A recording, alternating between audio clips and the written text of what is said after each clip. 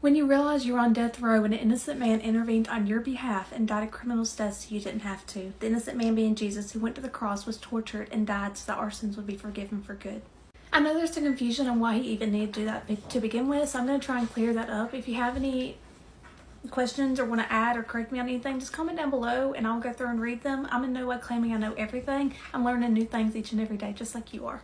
So let's go all the way back to Adam and Eve. They ate from the tree of good and evil, which God specifically told them not to do. So when God approached them again, they then had to be covered in clothes. Clothes that only came because an innocent animal was sacrificed for them to get the hide off and make clothes out of it. So sin and sacrificing became a recurring thing in the Old Testament because the wages of sin is death. Therefore, God created the animal sacrificing as a way for his people to provide a temporary covering of their sins and a way for them to get closer to him.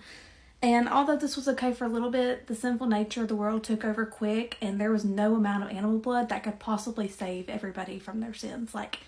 It was just too much. The death price that they owed called for a more permanent solution, something that was great enough to cover all of humanity and something pure and without sin, just like the animals that they were sacrificing, and that's where Jesus come in.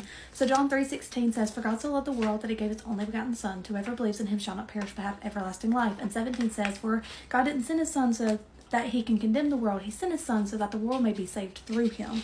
And he was the permanent solution. He died so that if we accept him in our hearts, we will be forgiven before God. All sins wiped away because of that pure, sinless blood that he shed for us.